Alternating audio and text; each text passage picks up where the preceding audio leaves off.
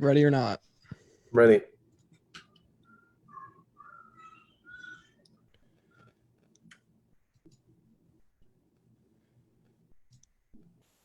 Okay. It says streaming on Facebook. Yep. I believe we are live, sir. All right. This is the first ever live stream on pro-life memetics, and I am Ricky Bennett. I'm the admin and curator of pro-life memetics, and I'm joined by Josh Parks. How you doing, buddy? Hey, good to be here. I'm Good an to see you, admin man.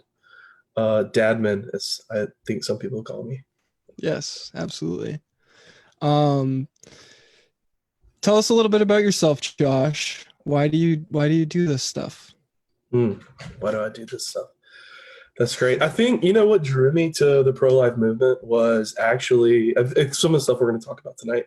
But what drew me to it was seeing so many fallacies floating out there, and they drive me crazy. It doesn't even matter what it's about. Like when I see in political discussions, fallacies drive me crazy. So that's when I like first started debating, was like just pushing back against what I saw as logical fallacies in the discussion on both sides, honestly. And then Yes. I got drawn more into the debate, into pro-life groups on Facebook. And then I guess the rest is history. So, Yeah. Awesome. It was pretty much the same for me. I was raised in a pastor's home most of my life, but did a lot of searching on my own about Christianity and things in general about life and politics, and just really big questions. And probably would have considered myself pro-choice for a while. Not really. I would have never made that choice for myself or anybody that I loved, but generally thought the government should stay out of this whole thing. And eventually, through studying a lot of other things, I came around to the pro-life position and really got involved listening to Ryan Baumberger, who was conceived in rape and adopted. And he runs a really great organization called the Radiance Foundation, and does a lot of really great work. Most of it is just narrative based. It's kind of the same thing. One of his taglines is more factivism and less activism, and he does a lot of media campaigns, and really interesting guy and really cool perspective. And obviously when we're dealing with all of this stuff, we often hear, what if a woman is raped and conceives a baby, or like what about these really tough situations?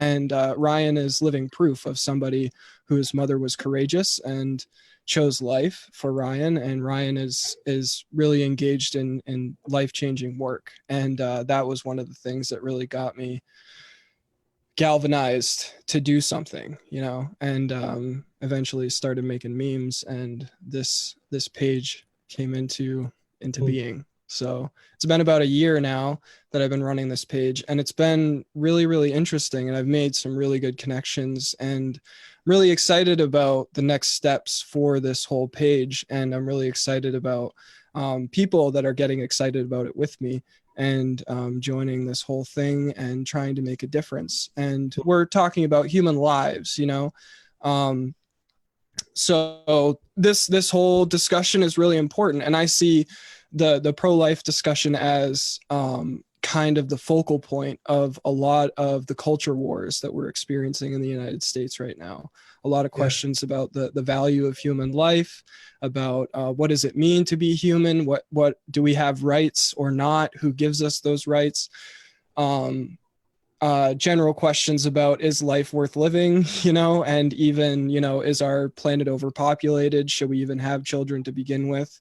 All of these things come up in this discussion, and it's not just one little thing. It's a lot of cultural changes have led to this moment in the United States. And so when we get into talking about abortion, other things come to the surface, and a lot of the questions that people have about life and existence, and even like the nature of what a human being is.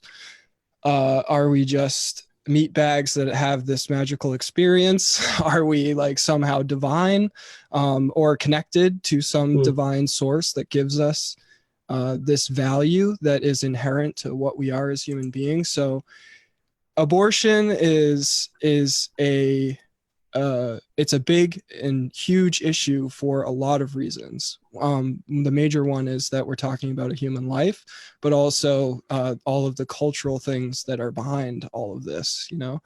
So that's how I see it. That's how I see this whole discussion, and that's why it's taken up so much of my attention and time, is because I see this not as just we need to make sure that people aren't having abortions, but that this whole discussion, when you talk about philosophy and theology and politics, it can get really ethereal and really abstract, and abortion brings it back down to practical level of, we're talking about a Mm. human life, and it takes everything from the theory into what it means in reality.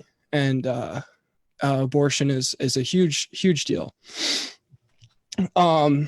So that's a little bit about what I see in this movement, a little bit about what I Mhm. see in pro-life discussions in general. And obviously, since I have that perspective of this being a focal point of a much bigger discussion, I often talk about things on my page that people are like, what does this have to do with, the pro-life movement? Like, Yeah.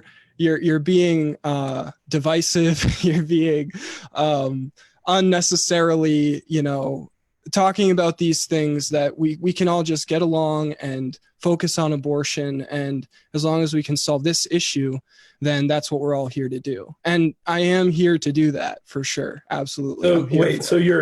you're not trying to divide the pro life movement. That's what you're trying to say right I want unity as much as possible. now. I want every single person in the United States to agree with the fundamental premise that killing an innocent human being is morally reprehensible. I want every single person in the United States to say that, regardless of what your ideology or religion or anything else may be. I think that there's plenty of um, evidence just in human consciousness and experience that we all have intuitively as human beings, to know that um, mothers should protect their children. And if mothers are destroying their children, then that means that there's a big problem. It's not liberation. It's not something to be celebrated. It's a huge problem that needs to be addressed. And the solution for the problems that women are experiencing that leads them to that place is not to destroy their child, but for us to help them through that process, the difficulties that they're experiencing. So we I want I want to expand the pro-life movement to every single human being that can recognize that a human life is valuable. And regardless of whether or not you can support that logically or not, whether or not I believe your worldview can support that, I want every single human being to acknowledge that. And we can talk about the theory and the philosophy behind that. And I want to do that because I think the pro-life movement needs to make the strongest possible arguments, because this issue is so significant. So there's more to it than just getting people to acknowledge just that fact. With all of that being said, there's more to the discussion than just getting someone to agree that a human being is valuable and deserves life. So there are a lot of other factors that lead to this circumstance, and there's a lot of other things that just getting someone to acknowledge that, now we have to build a structure that supports that belief, because ultimately, long term, our society can't sustain the belief that a human being is valuable, and that they have dignity and rights, unless we have a culture and ultimately a belief system that supports that conclusion, Absolutely. So, so we're going to get into kind of the meat of what we're talking about when we're making pro-life arguments. And what we're not talking about too. I think that's fair, right? Yes, absolutely. Because there's a lot of misunderstandings. And here we are, two cis white men talking about abortion. So we're just feeding that stereotype, I guess. But so if you were going to explain to somebody just kind of the bare bones of the abortion argument, kind of like the necessary, if you want to put it in a syllogism or something, you can, but just like the basic premises of the pro-life position and what we're trying to communicate to people, and then kind of the impetus for it. So what would you say? So I think it starts with the value of a human life. So I don't know if I can make a syllogism out of it, but every human life has infinite worth. And so that would be where I'd start. And so this is where like the whole personhood thing gets really complicated. And where I think that if I'm going to just kind of put my view out there and you can push back. But the whole personhood debate, I think, has really muddied the waters on this, because it's when you talk about personhood as something separate from a human life, as if those two things are like somehow we can pull the fibers apart on those.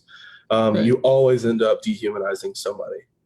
And so that's what I think the pro-choice movement has done quite successfully, honestly, is we've let them redefine personhood as something different than just a living human being. So that's where I start, is there. Like, is it a living human being? And then you have to, I think one part of this, obviously the other part of that is why is it valuable? What makes a human being valuable? And because a lot of people wouldn't agree with that part too. Like some people push back on the living human being part, which that's easy to prove scientifically. But the value of a living human being is where we get a lot of philosophical pushback in the movement too. Right. So I'd love to talk a little bit about that tonight, is just where, what defines the value of a human. Yeah. Give me just 1 second. I'll be right back. Keep going. Just talk a little bit more about the, some of the basic premises that we're trying to communicate to people in the pro-life discussion. Okay. Absolutely. So the basic premises are that like I said, the human life is valuable. It has infinite value, that there's no way to put the value of a human life up against say another human choice. That's why the whole, like, one of the big pro-choice messages has been that, hey, that there's these other things that come before, even above the human life. Like, hey, let's say it's a human life. Well, bodily autonomy is more important than a human life. And I would say, well, no, it can't be. It can't be. There's nothing that you could value more than a human life. Right. And so my worldview supports that. And I think where we have to push back, even against the pro-life movement sometimes, is maybe worldviews, or maybe just even insidious little narratives that enter into the worldviews of pro-life people that's pushes back against the infinite value of a human life. And so that's where I like to start with people, is just say, well, how do you view the value of your own life?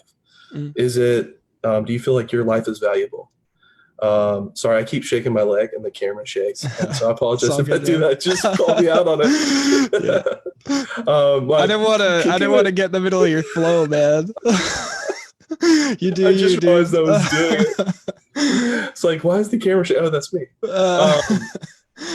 So I guess the question that I had then is like, what makes, I had this intuitive feeling, and long before I was able ever to define where it came from or explain it, I had this intuitive feeling that the human life is infinitely valuable, at least more valuable than any choice I could make. And so I guess putting, like, if I say, okay, well, this person's existence causes me suffering, even if that's true. And I don't think really you can put it in those terms. But if a person's existence causes me suffering in some way, which is greater, their value, or my right not to suffer?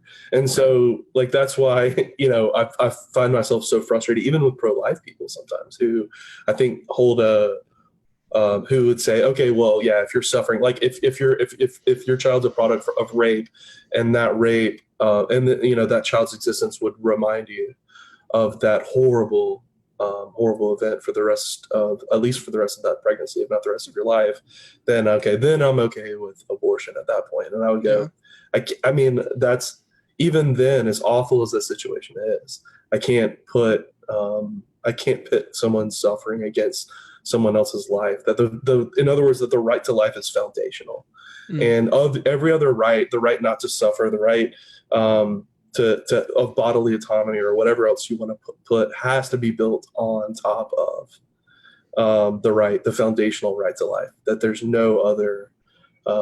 That if you take away the right to life, then none of the other rights make sense. Right. If I can kill you, then what does it matter if I'm not allowed to hurt you?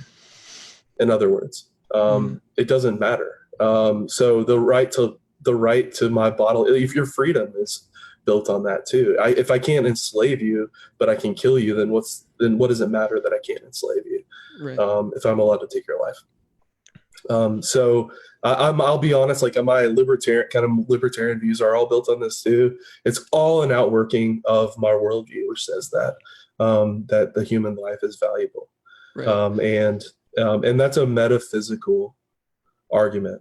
Right. And I think that's something that we want to get into, is right. why that has to come, that the value of a human being has to be defined through metaphysics, and it can't be defined naturalistically. Yeah, right. Absolutely. That was awesome. Thank you for that. That was really good. And I liked how you brought it back to Aristotle talked about the first principles, right? Everything comes back to your first principles, and everything about what you believe is an outworking of the first principles, the foundation that you build it on. So we think of it like a pyramid. You start with one premise, and then that leads to the conclusions. You're building this structure, right? And obviously the foundation holds up the whole structure, but it comes back to this first principle that all of this is founded upon. So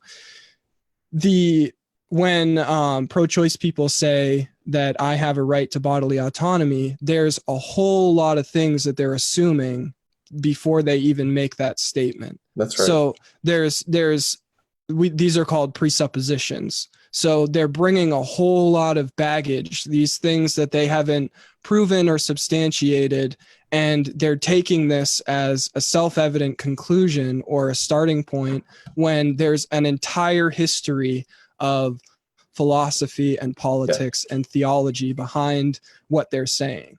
So they accept this as just a self-evident principle that I, as a human being, have human rights. And, they'll say, well, the UN says that human beings have human rights, and this is just kind of a self-evident fact that human beings have rights. But this concept of human rights comes out of a philosophical tradition and comes out of a culture that built these ideas. And to some degree, some of these things are intuitive, and but they had to be argued for and then fought for a long time before they were accepted as, these self-evident principles that we have in the 21st century.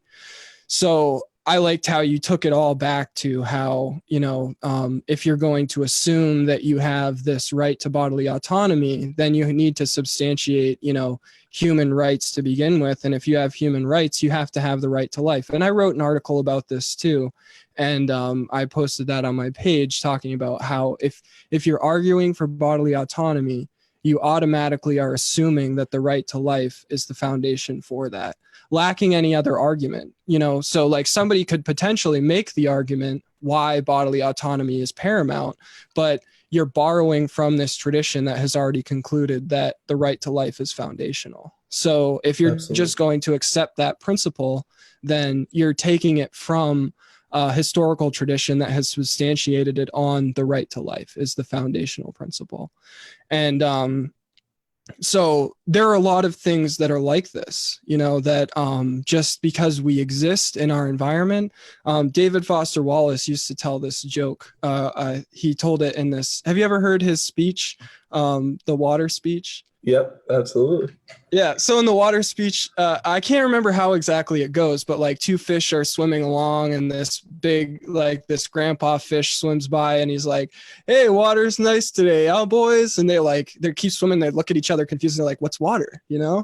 And they're just swimming in it. They're surrounded by water. They don't know what water is because they're living in it every single day, And so our culture is like the water. And, the human experience that we exist in, philosophy has been made by challenging the foundational assumptions that human beings just kind of go about their lives and accept, famously, Socrates was going around Athens asking people questions until they killed him, just like, so like philosophy, and in the West, we have had this tradition of challenging these foundational assumptions that we just kind of take for granted because we live in them all the time. So like the human rights thing, we were raised in school being taught about the Declaration of Independence, the Bill of Rights, our Constitution, the Founding Fathers, the Revolution, the Civil War, these massive movements of human history around substantiating human rights and independence. And so as human beings living in the United States in the 21st century, we just accept these things as self-evident facts that these are the product of my history. But the work of intelligent thinking human beings is to look back at those assumptions, see what they were built on, and then see if we can continue to substantiate them. So what we want to do all the time, and then there's also, obviously we have these massive structures that are built up all around us, but we're also experiencing the decay of those things as well in the United States in the 21st century. So we're experiencing those things going away, and it's because of the erosion of the first principles that those were built upon, right? So the decay that we're watching is not just it's not just a movement in history. It's a result of different changes in ideas. So ideas have consequences. What people believe have consequences, and they lead to things. So, the Russian Revolution led to all of the people, millions of people that died there. Nazism had massive global consequences. And it starts with ideas. It starts with a proposition about what we believe about the human condition and what we believe about what it means to live here and to do what are we doing here and where are we going, And so those foundational first principles build up a system of belief. And the erosion of those first principles leads to the erosion of the structures that were built upon them necessarily. And so what we're watching in the West right now is a loss of those first principles, people moving away from those first principles, but still trying to hold on to the structures that were built upon those first principles. And so with the erosion of the first principles, people are trying to substantiate these things that we like, that we want to keep in the 21st century, but without the first principle because we don't really like that one anymore. But you have to substantiate the structure. If you're going to get rid of the foundation, somehow you have to prop it up with something else. And this is kind of abstract and theoretical, but I think it needs to be said because I think we need to understand what we're trying to talk about with this issue specifically and why this is important to me. This isn't just a personal crusade, it's not just I want to like poke fun at people or make fun of people or this is a foundational principle that without this principle, we have to substantiate and erect the structure some other way.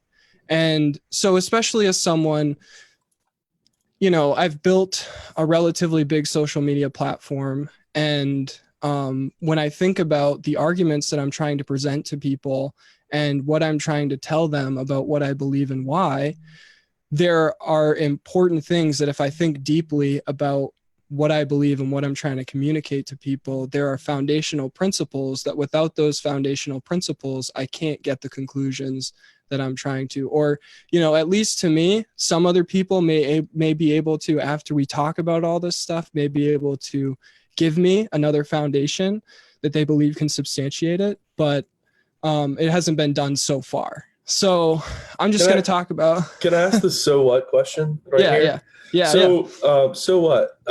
So I have I came to a conclusion that my worldview doesn't support. Like, I don't believe that humans are valuable, but I'm pro-life. Like, what does that matter? Why does it matter that somebody, and so I guess, why do you push back on this? And why do you feel the need to talk about this? I think a lot of the pushback I see on you and on pro-life and memetics has been from people who are pro-life, even Christian pro-lifers, who are going, okay, but like, why are you making a big deal about this? So what? Even if their worldviews don't support their pro-life activism, why do you care? Right.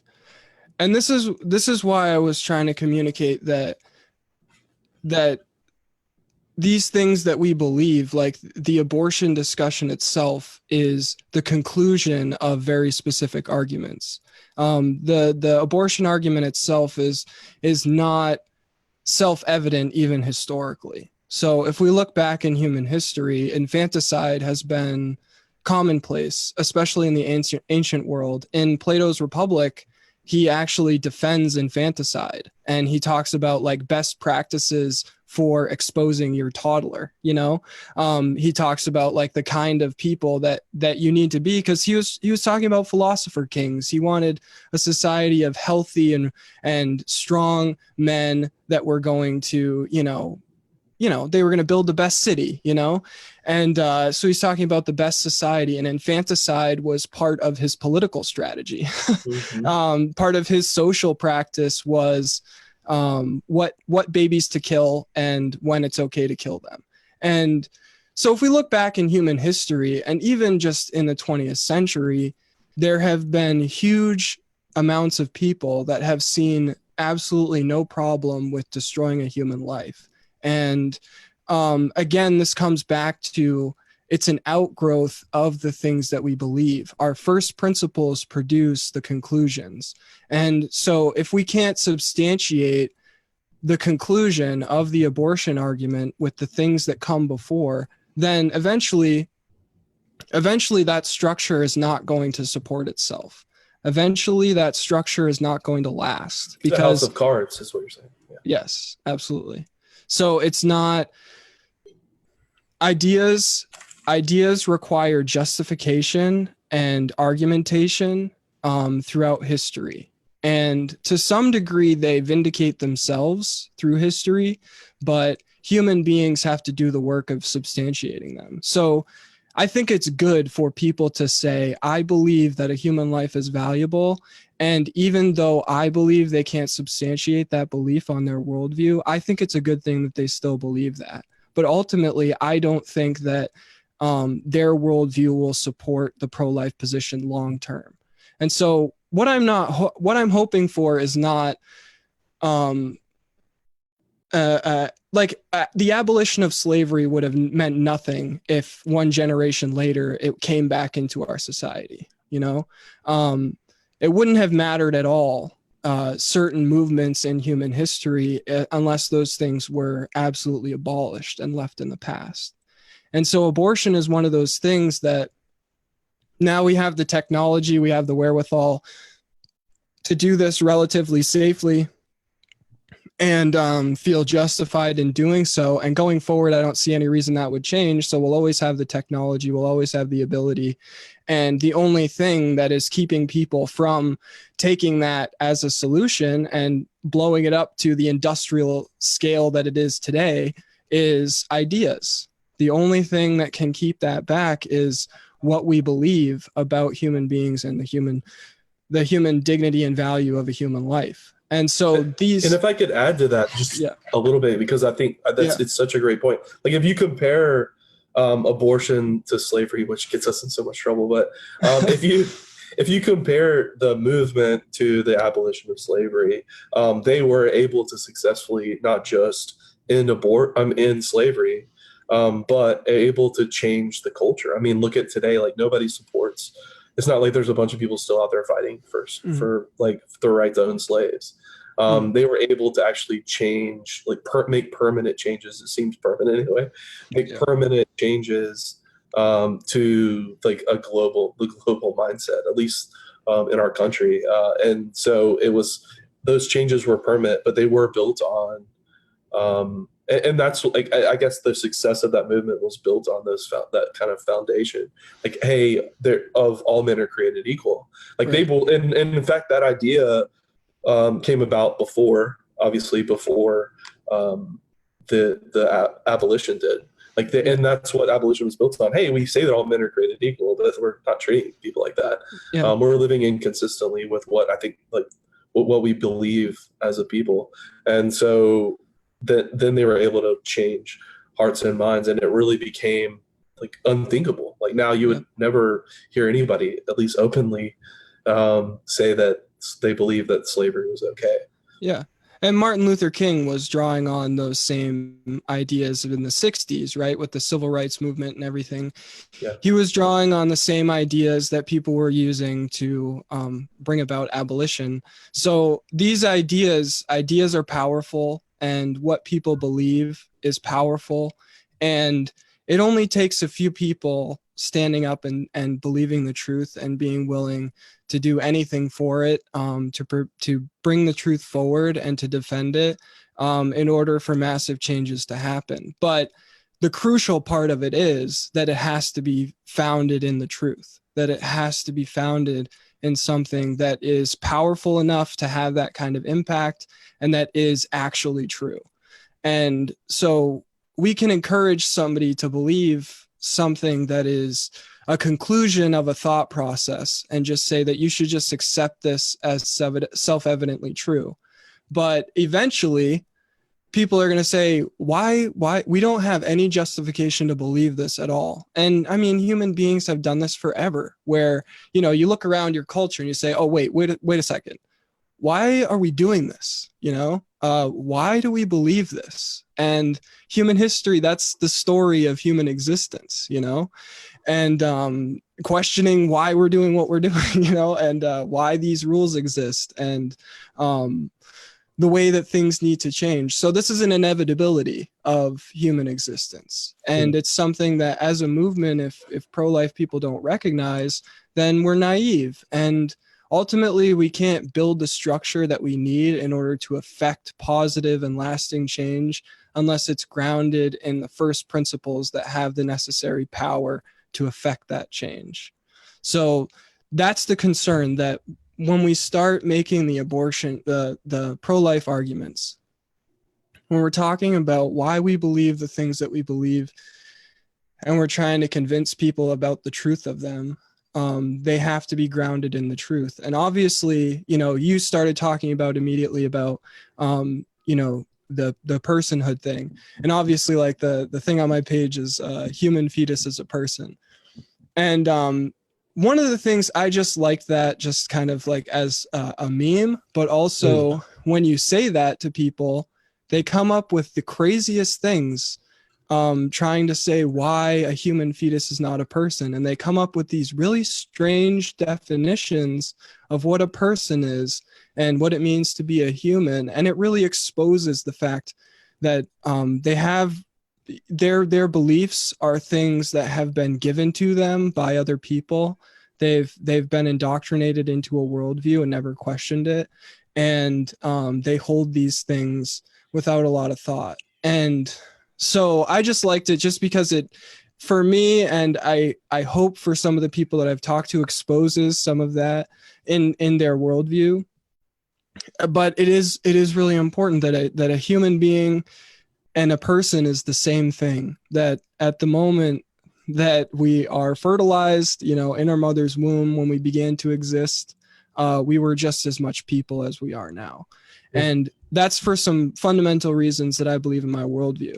But okay, so we're kind of we could probably do this for a long time, but Yeah. So we want to start with so our argument is that a human fetus is a person, that a human fetus deserves the same rights and values that any other human being does. But there's also a second part to that that's really important for the pro-life discussion. So the second part of that is that, so the two parts: a human fetus is a person, that a human fetus has inherent dignity and value, and you have a moral obligation not to kill a human being. Mm-hmm. So implicit in what you were saying before is that if I can prove to you that this fetus is just as much of a human being as you and I are, if I can prove to you through science and logic that this fetus is a person, then you have a moral obligation not to kill that person, And so that's why we experience so much of the pushback from people, because they feel that necessity, that if this is a human being, I forget who said it, but there's a Christian philosopher that said, if the human fetus is not a person, then no justification for abortion is necessary. If the human fetus is a person and, it's a living human being, then no justification for abortion is adequate. Sufficient. Yeah. Sufficient. So it's really important that we establish that this is the conclusion that we're coming to, but the important thing behind that is the moral obligation of the person that you're talking to not kill that human being. Do you agree with that? Yeah, no, absolutely. And I mean, a little bit, you can actually go down this is a super big rabbit trail, so we don't have time to go down today, but the difference between a right and a duty. Because some people would say that our right, the right to life doesn't exist, but the duty not to take life is what actually exists. Mm. And I actually kind of subscribe to that school of thought but I think that it's kind of flipping the coin over on the other side. Right. If I have a duty not to kill you, then it's kind of just another way of saying that you have the right to live. And that's how the view that I subscribe to. Either way, I'm not allowed to end your life, and there's a moral, an objective moral reason for that, which is what obviously what we want to talk about is what is the reason? Why is it not okay to take a human life? Why can't I not kill my neighbor? I have a really annoying neighbor who gets on to me about my grass. Why is it not okay for me to walk over there and just be like, listen, I'm done with you, and bury her in my backyard? Yeah. Because it's the same. I think morally, I think you and I would agree on this, that the same moral law that says that I'm not allowed to do that. Not that I would really want to do that. I'm not a psychopath, but the same moral law that says I'm not allowed to do that is the same one that we believe, you and I believe, says that taking the life of a fetus or an embryo or a zygote is also morally wrong. Right. Yeah. And so the crucial part of this is that right now we live in a society where, by and large, people are at least sympathetic towards women making the choice to abort their unborn child. So we live in a society where the at least majority consensus is that abortion is a moral act, that abortion can be performed within a moral structure. And so if the important part is that the pro-life position is that regardless of what our society says about the status of that unborn child, whatever our society says about the status of ending that child's life, we believe as pro-lifers that it is morally wrong to end that child's life, and you have an obligation not to destroy that human being, regardless of what you may be experiencing emotionally, psychologically, monetarily. It doesn't matter what's happening in your life right now. We want to help you. We want to help you and give you the tools and the ability to go through whatever trials and tribulations you're experiencing right now. But regardless of what difficulties you're experiencing in your life, the solution that you can destroy your unborn child is reprehensible. It's not an adequate solution to the fundamental problems that they're experiencing.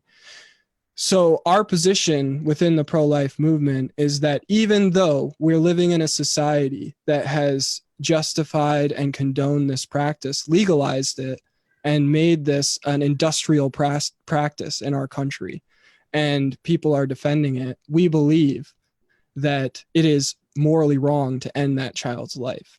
And that's, if that were not true, we wouldn't be doing all of this, right? Right. So the important point is that, and this is where we get to objectivity and subjectivity. So if something is morally subjective, and in general, subjectively, people say,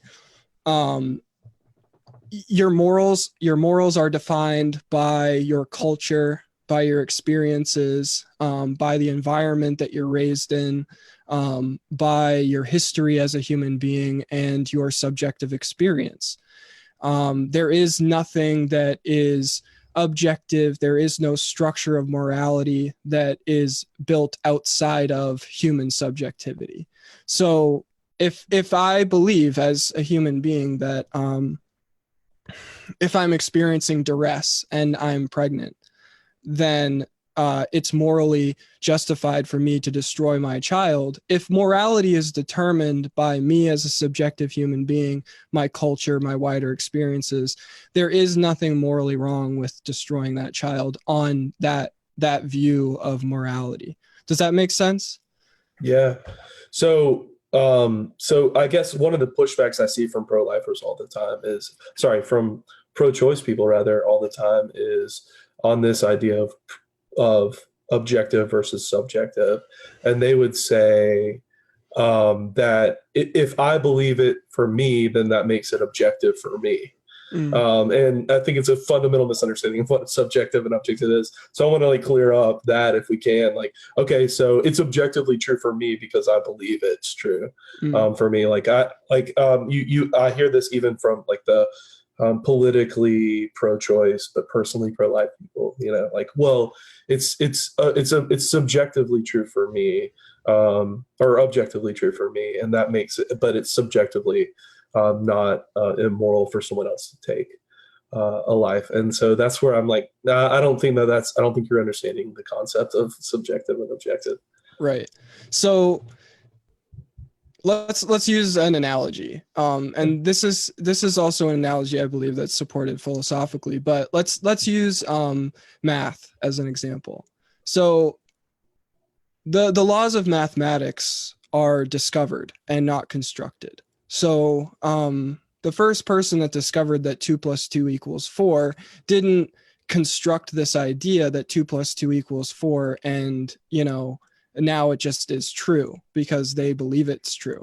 2 + 2 equals 4 is part of the laws of our experienced reality, and 2 + 2 = 4. And, the laws of mathematics, if they weren't true, then we wouldn't be having this discussion over the internet on technology that's built on these principles, So mathematics, we can discover the laws of mathematics. We can discover things like that by kind of probing into reality. And we can discover some of these things. And, we may believe things, let's say like science. Science has believed things throughout history that were not true.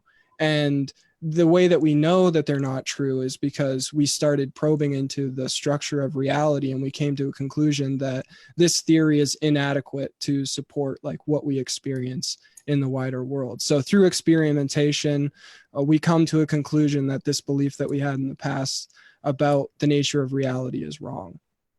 So if something is objective, it's part of our reality, regardless of, what we may believe at this particular moment in time. And so just like the laws of mathematics, if I tell you that 2 + 2 = 5, and that is objectively true for me, it doesn't really matter whether you think that that's objectively true, because that's not true by the definition of the word objective. And it cannot be the case because in the objective reality that we all experience, 2 + 2 equals 4.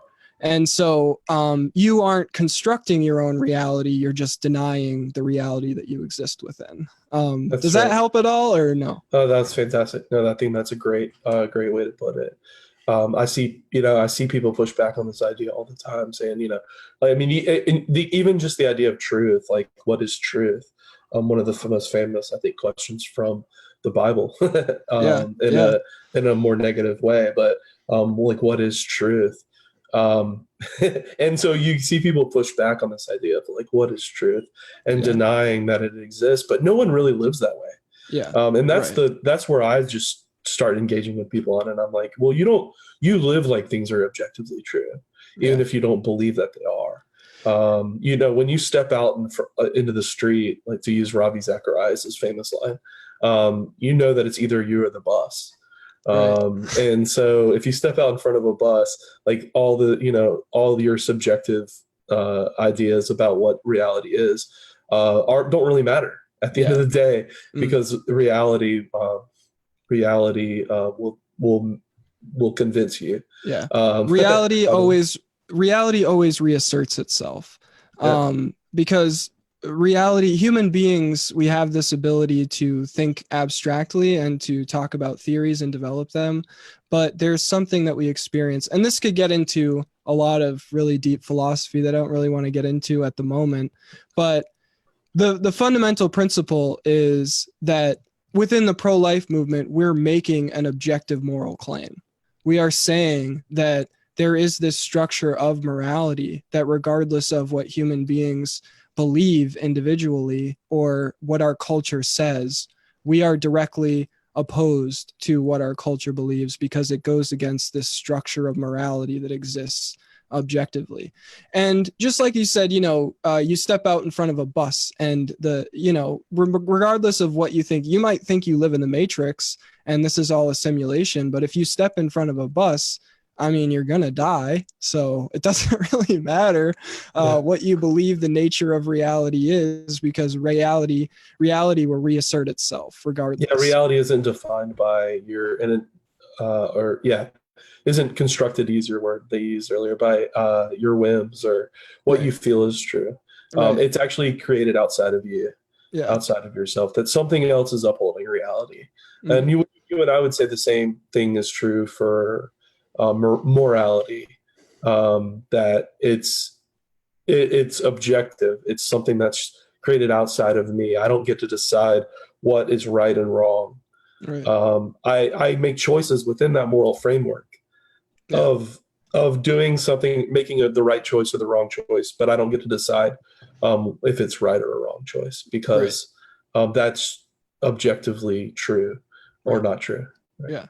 So the moral structure of reality is something that is foundational to how we experience it, just like the laws of mathematics or anything else. And a lot of times when I say to people that morality is objective or whatever, or that Christianity gives us the framework to assert objective morality, they think, oh, well, there have been a lot of societies in the past that have believed things about human worth and value. Or, I'm an atheist. I don't believe in God at all, but I still think that human beings shouldn't be killed in the womb. And, here I am doing pro-life things. So I don't need God to be good or whatever. But even when all the time when you're asserting, even if you're saying I'm a bad person, you're saying, Ricky, you are a really bad person because you won't just let this thing go and let the pro-life movement go on its merry way. You're a bad person. You're telling me that there's a structure, according to me, my experience, this is really important. And there's nothing else that I should be talking about right now than this, according to my subjective experience. But if you're telling me that what I'm doing is wrong, you're asserting that there's a structure, there's a moral structure of the world and human experience that exists regardless of what I think about what I'm doing or the things that I'm engaged in.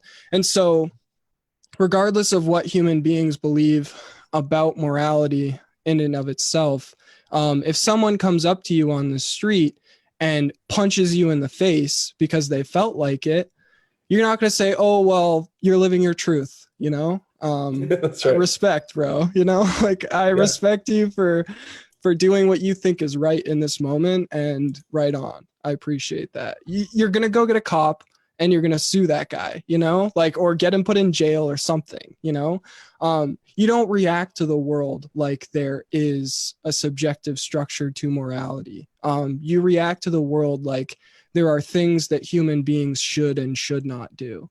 And so fundamentally, and especially if you're pro-life, you're doing this, especially if you're pro-life. This isn't just an abstract thing. This is the thing that we are doing, that we're engaged in. We're telling our culture that even though millions and millions of people the world over believe that there is nothing wrong with abortion, we are telling them that there is a structure of reality. There is a moral framework within this world that says that you engaging in this activity is morally wrong.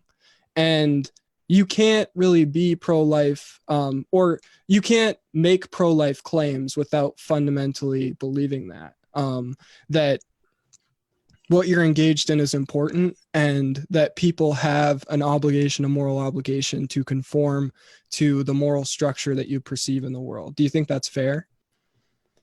Yeah, no, absolutely. I think, well, I mean, I'd love to go, if you don't mind, move it forward a little bit and say, Yeah. okay, so because I think most pro-life people agree on this. They if they understand the real definition of objective and subjective, they would say, yeah, I believe in objective morality.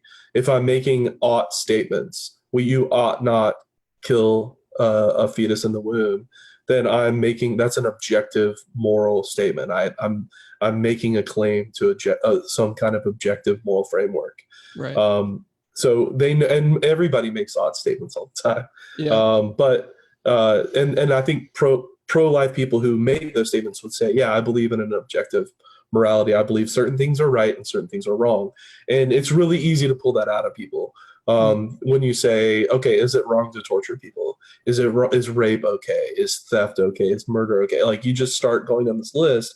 And I've very, very rarely, maybe a couple times, had even pro-choice, like staunch pro-choice people will say, yes, there are things that are wrong. There are things that are right. Like, they ultimately will, most of the time, will capitulate at some point that, okay, yeah, I believe in objective morality on some level. Right. So then the question, I think, for us is, well, whence the moral framework? Like, where does that come from? If you believe in an objective morality, you believe that something outside of us and outside of laws too, because I think these same people would say, yeah, slavery was wrong even when it was illegal. I mean, when it was legal. Right. If we legalize rape today, that rape would still be wrong. It's still bad.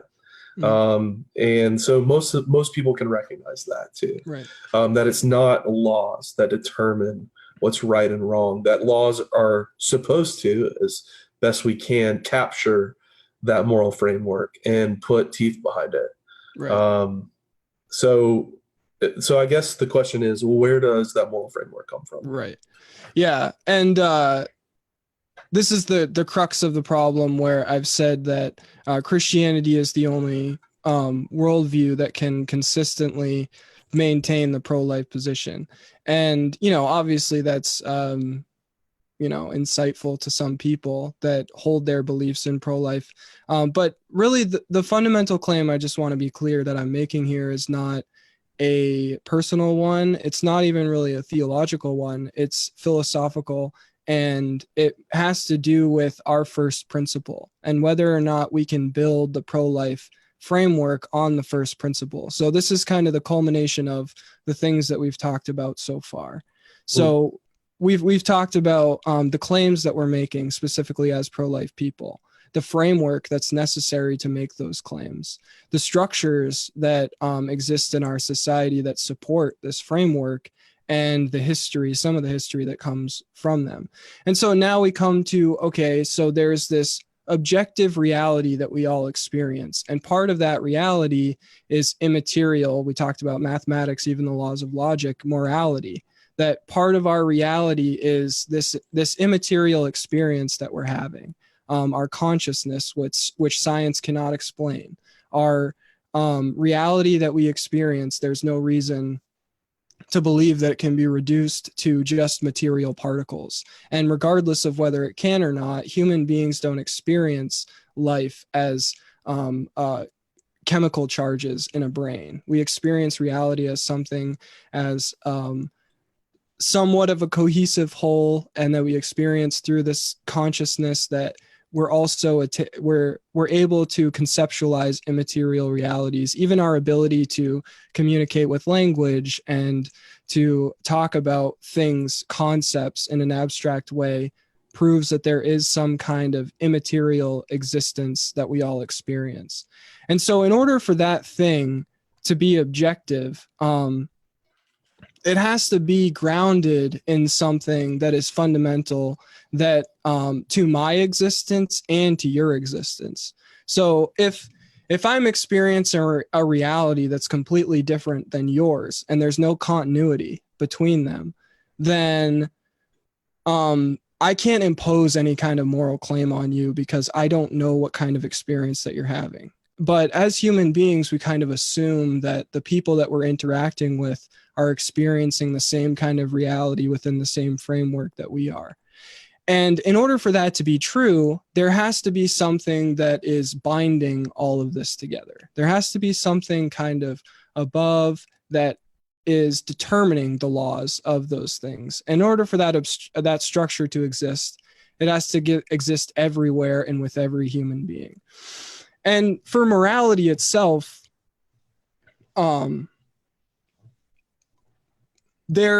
morality is something that is specific only to human beings. When a lion on the savannah takes down a zebra, the lion kills the zebra, but the lion does not murder the zebra. We don't run out onto the savannah and say, whoa, whoa, whoa, time out, buddy, time out. You actually can't do that. That's murder. And I'm taking you away. And same like human beings, I don't know how many animals died today for meals that I had, and same with like all over the country, there is something different between the way human beings experience reality and then the rest of what I believe is the created world. So there is this level of action and determining action called morality that is different for how we experience reality and then the rest of the world. And so that means that there's something different about human beings. And, traditionally, we've said that this is the image of God present in man that makes this difference, that gives us this ability to think in the abstract. And traditionally, this has been where the value and dignity of the human being has been grounded. And this is a metaphysical claim that's talking about something that we can't point to the material world anywhere and say that right there is the number 8, 8 is an abstract idea that we have in our head that we use as a category, and so there are things like that human beings are able to do, this level of cognition that human beings have an ability to attain to that is different than anything we experience in the material world. And so this ability has been called the image of God. And because every human being experiences this level of reality, because every human being, even, my 5-year-old niece, she can do 2 + 2 = 4. She has a level of cognition that nothing else in the created world other than other human beings are able to do. And so there's this difference in human existence, this value that we found as the image of God. But then when we come around to morality, this question is, where do we find good in nature? Where do we find good and evil anywhere in the rest of the order of the world? And you can say, well, chimpanzees work together and they build these troops and they're more successful when they work together. So therefore, it is good for them to work together. But still, they don't experience morality in the same way that human beings do. And even though it leads to their success, the thing that human beings have been able to do, and the thing that has led human beings to where we are right now, is that human beings are able to have this concept that if I sacrifice something right now that would be in my best interest for right now, if I sacrifice this thing right now, then eventually it leads to better outcomes. And even human beings that will lay down their entire lives, this is the only reality that we can really tangibly experience right now. And human beings have the ability to say that I'm going to give up everything that I experience in reality, even though that is the worst decision that you could make evolutionarily. If it's all about the material world and the material existence, the worst decision that you could do is to give up your material existence. But there are people that are willing to do that. And it's been the ability for people to do that that has led to society as it exists right now. So it's been the ability for human beings to kind of subvert the natural order, to go against the grain of, survival of the fittest, that has made human beings so successful. And so it's actually going against the evolutionary track that has made human beings what we are right now, that has made us the species that we are. And this is also the thing that shows us that there's something different to us than just what we experience in the material world. Because if it was just about evolutionary success, then we have to somehow substantiate how the idea that you give up all of your material existence somehow came into the material world. Because it seems like to me that idea makes no sense. Does that make sense to you? Do you understand? Well, I mean, it's the same idea. I think love is another. I mean, there's a lot of different examples of that. The things that separate us from the animals is essentially what you're talking about. So, like, why would love exist in a naturalistic world? If we are just atoms and energy, then I don't. There's no way to explain that. Why love exists. There's no way to explain why people, like you said, would sacrifice. Like self-sacrifice isn't a concept that exists in the animal kingdom, at least not for the most part. I mean, so there's you're right. Like there's so many things that separate us from animals, and there are things we can project those things into the animal kingdom because we experience them, but they don't experience, at least in the same way that we do. Like no chimpanzee has ever written a poem about love. It's just not something that's ever been done. There's a difference between our experience and the rest of the created order. And so basically the thing that this comes down to is I wrote an article about empirical and normative, and talking about Hume, who was an English philosopher, talking about empirical and normative claims. And I'm just going to read a little bit of this really quick, just to kind of get it. So that something exists in the material world. Science is an empirical enterprise. It observes things in the natural world and patterns, and then, we make conclusions about what we see in the natural world. A normative claim is something that is a norm in human existence, and it's also something that can't directly be observed in nature. So, a value that we have is something that is immaterial and that is a category that doesn't really exist in the natural world. So saying that a human life has value, well, what does value mean to the natural world? Where do we get the value of the human person? And we can get to, there's something about consciousness that I experience pleasure, but existence is also painful. There are a lot of things about existence that aren't pleasurable necessarily. And Sam Harris wants an objective moral system too, but he tries to found it basically entirely on empirical claims that we can look at the natural world and we can develop a scientific view of morality. Sam Harris is an atheist. by the way, Yes, for yes. Oh, okay. I'm sorry. Yeah, he's an atheist philosopher, and he's one of the only atheist philosophers in modern times that has attempted to make a system of morality that is objective. And he's tried to ground it in science, and he's trying to say that like we can look at the natural world and we can come to the normative value judgments that we need in order to move forward as a human society. And the important thing here is that human societies have always had these normative beliefs. We've always had these moral structures that govern our behaviors, and in order to kind of impose order on the system.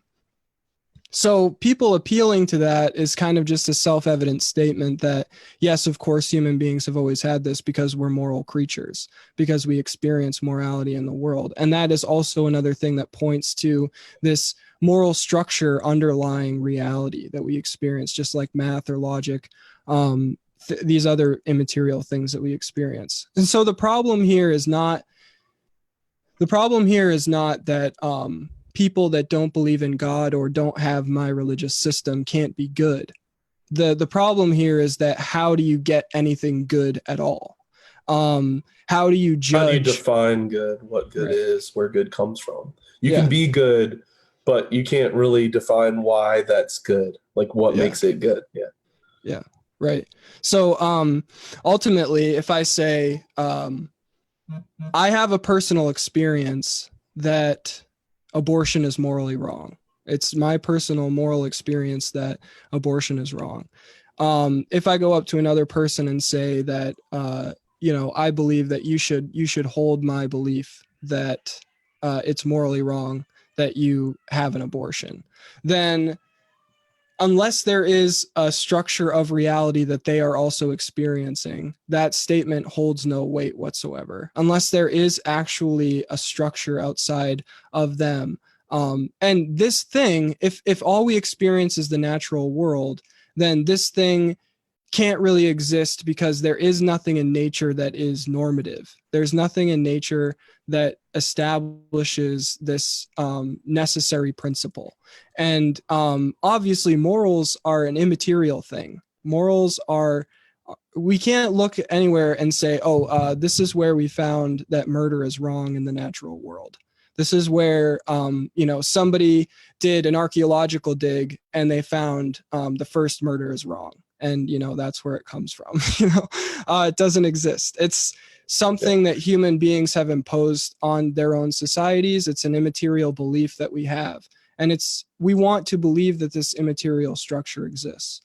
And so we're establishing that this moral structure exists in the world, that we want to impose this moral structure on other human beings, that they have an obligation to obey that moral structure. And then we need to substantiate, why that thing exists and why it's universal. And this is where Christianity comes into the whole thing, that obviously we believe that this world was created by a moral being that infuse reality with a moral structure, and that all of morality, the good, is grounded in God's nature. And so God is good. He is the greatest being. He is the highest conception that we can think of. And he is the being that created this world and infused a moral structure on this world. And his is the standard. So the standard is grounded. And this is where morality has to come from a mind. Morality cannot be grounded in material existence, because material existence does not have a moral inclination. A rock doesn't believe in murder. A rock doesn't believe in rape. Even gravity doesn't believe in those things. Morality is something that is created within a mind. And if morality is grounded in a mind, then there has to be a mind which every human being has access to. There has to be a mind that's outside of our experience, that every single human being in the world is able to access and to know to some extent. And the Bible bears this out. In Romans chapter number 1, Paul says that the things of God are clearly seen by the things that are made, even his eternal power and Godhead. And it talks about how every human being has this moral inclination. We all have a little voice that talks in our minds, and we can't really explain where this thing comes from. We don't know why it says the things that it does. But for some reason, every human being has access to this little niggling little voice in your mind that gets after you when you're doing things that you know that you shouldn't do. And this moral inclination is something that Christians and theists can give an account for, because we believe that this reality is grounded in a mind that built all other minds. And so, of course, atheists can be good people. Of course, atheists can believe that abortion is wrong, and they are absolutely right to do so.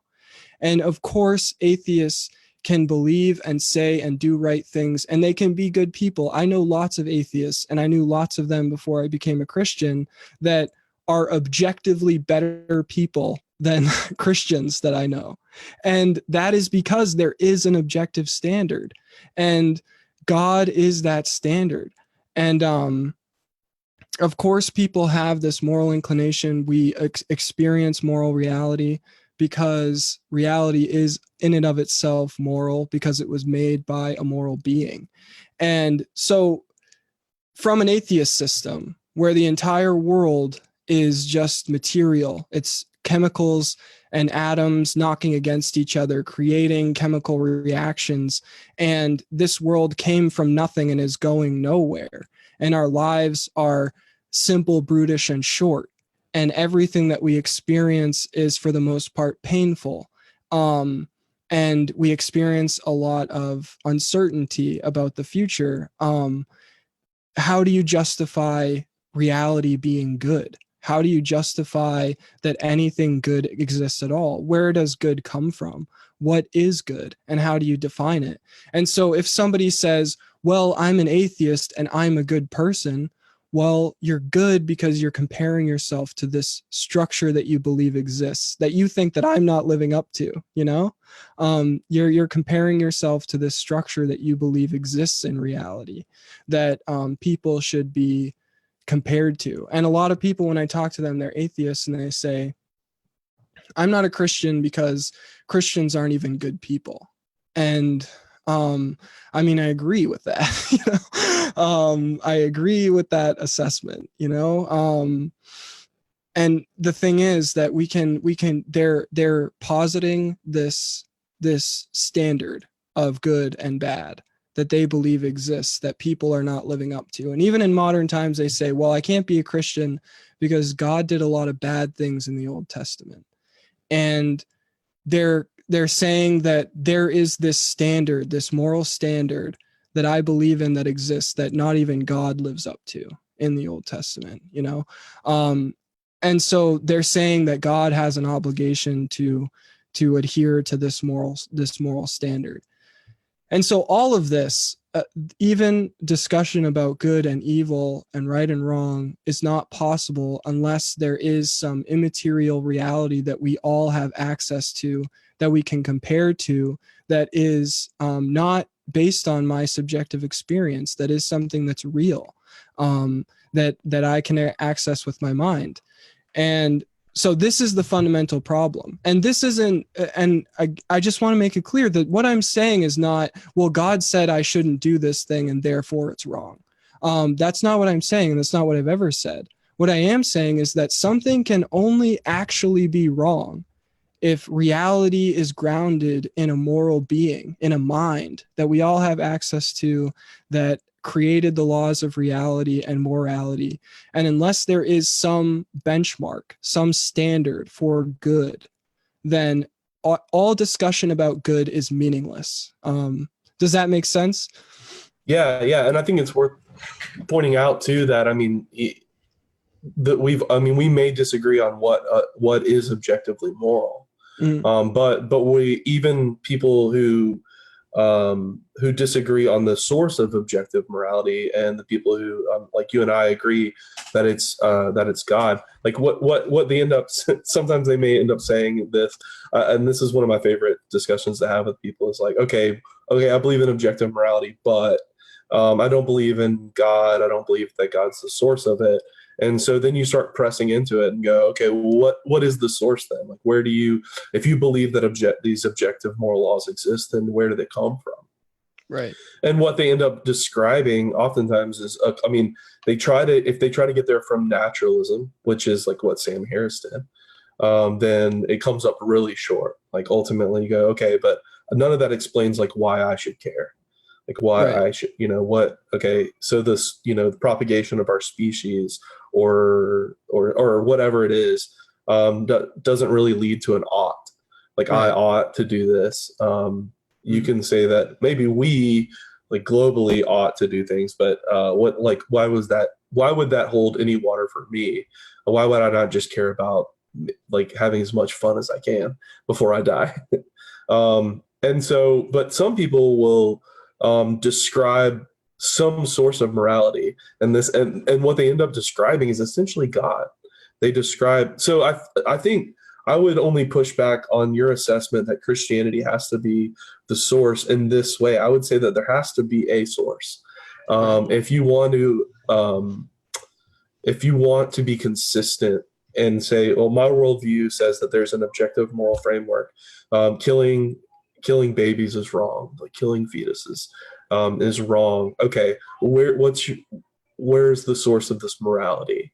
Right. And I think there has to be a source outside of humans. It can't be the law. It can't be my feelings. It can't be because we all got together one day and decided this. Right. That's not an objective source of morality. So it has to be something outside of humans, which is what you're saying. It has to be the mind that you were talking about Right. earlier, or something objective to point to. And nobody's ever, in my experience, ever given um, a source for objective morality outside of humans Mm. that doesn't just end up sounding a lot like God or looking a lot like God. It ends up being, it has to be a mind, like you said. It has to be something that knows what good is. Right. So it has to be a mind. It has to be a person, and defined like in the broadest sense. It has to be someone with a will, Right. and so to create that framework, that moral framework of what is good and what is bad. And so whatever you end up defining, even if you're not a Christian, say you're a Jew, or you're a Muslim, or I don't know, like you believe in like the ancient Greek and Roman gods, like I don't, like whatever that is that you've chosen as your objective moral framework, has to be outside of human beings. Now, I mean, you and I agree that that's the Judeo-Christian God, Right. but and that's the God that we believe in. But I would say like you can actually believe in consistently believe in an objective moral framework without believing in the God that I believe in, but you have to believe in some God. It's Right. some lawgiver, and Right. ultimately a lawgiver that's outside of humans has to be God. Right. Absolutely. And it's a single God, it's a mind, it's an immaterial being that imbues all of reality with this immaterial structure that we all experience, like math and logic, and all these immaterial things have to be, they are experienced by minds. And it's like a whole second world that we all experience, that we all have access to, that there's this down here, this physical reality that we experience, and then there's something that is higher, there's something above Metaphysical. it. Yep. Right, Absolutely. there's something above it that we experience that is universal, that manifests itself regardless of where human beings are or what they believe. So there is this immaterial structure to reality that has to be counted for. And atheists fundamentally, they do not allow that conclusion from the outset. They cannot come to the conclusion that there is an actual immaterial universal reality. Ultimately, all of this is just an illusion. And if you read Daniel Dennett's book about consciousness, when atheists are trying to defend consciousness and within their worldview, they repeatedly come back to this conclusion that reality is just an illusion that's created within our minds. And ultimately, if reality were just a subjective illusion, there would be no continuity between human existence. So there has to be something that ties all of it together. And that thing, is what we talk about when we're talking about God. That thing that makes all of this immaterial reality possible, that binds it all together, that holds it up, that is the first principle from which the rest of reality is built, that makes all of that possible. And so I just want to point out from where, like, everything that we've talked about so far, I've talked about the Bible a little bit, but we're trying to talk about what the nature of our reality is. And fundamentally, this question determines the rest of the answers. The question of what a human being is and what our reality is, what the nature of all of this is the question that defines the rest of the answers, and where you look and what you accept as a reasonable answer to the rest of the questions. So that human fetus should not be destroyed in the womb because it's inherently valuable. That value has to be accounted for. That value has to be determined from somewhere. You can just say that you believe it, but eventually, in the grand scheme of things, that answer is not going to be sufficient. And for any thinking person, that's not a sufficient answer. For somebody that is really thinking deeply about these things, there has to be an answer. And I think pro-life people, even though this can lead to stop imposing your religion on me, this is an explanation of reality that is reasonable, that's logical, that's grounded in human experience. Especially as pro-life people, this is something that we want to be true. This is something that we need to be true in order to make the arguments that we're making. We need every human being to experience this immaterial, universal reality where value is real, morals are real, and human beings have obligations to those structures. And so this is something that we need. And if pro-life people cannot give an adequate defense for these things and stand firm in the things that we need in order for our project to succeed, the project will never succeed, because we need the first principles. We need the foundation in order to build the rest of the structure off of. And this is something too that we talked a little bit before, that this is something that I want to have a conversation about. I don't expect to leave this here and kind of throw all my cards on the table and you either take it or you leave it. This is something I expect to talk to people about and to have a reasonable conversation about. And, whether or not the things that I'm saying make sense or are reasonable, and especially atheist people, I would love to hear from people that are atheists, big atheists in the community, and give their defense for these things, because I think these things are the things that we need to talk about in order to get to the conclusion that we want, which is abortion to be eradicated and unthinkable in our culture. Yeah, and I think it's worth. I think I know you well enough to know that, well, like, what you're not saying is, like, we have to agree on these things to work together.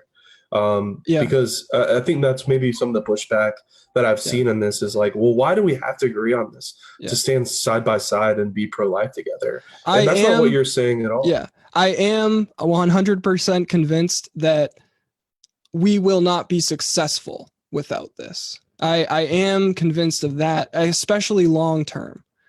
But that's something that's personal for me, that I'm willing to talk to other people about. But I wouldn't be talking about it to this length and to the degree that I have if I didn't believe that it was important and significant. And I wouldn't be doing any of this unless I didn't believe that were the case. So, of course, I believe very strongly the things that I'm saying, but I love atheists. I love people in general, and I love these kinds of conversations. They're the kind of things that I want to do. And It's not something that I want to close the door on the conversation altogether. I want the pro-life movement to be successful above even anybody's wildest dreams. And for me, I see that starting with this foundation that needs to be laid and needs to be the definitive defining thing for the pro-life movement, and not just something that it needs to be. I'm defending it. I'm here defending this idea. I'm here talking about it. I'm here giving my defense for the things that I'm saying. I'm not just leaving it at that. And I'm happy to do that. And I expect to do that. And I hope that I will continue to be given the opportunity to do that.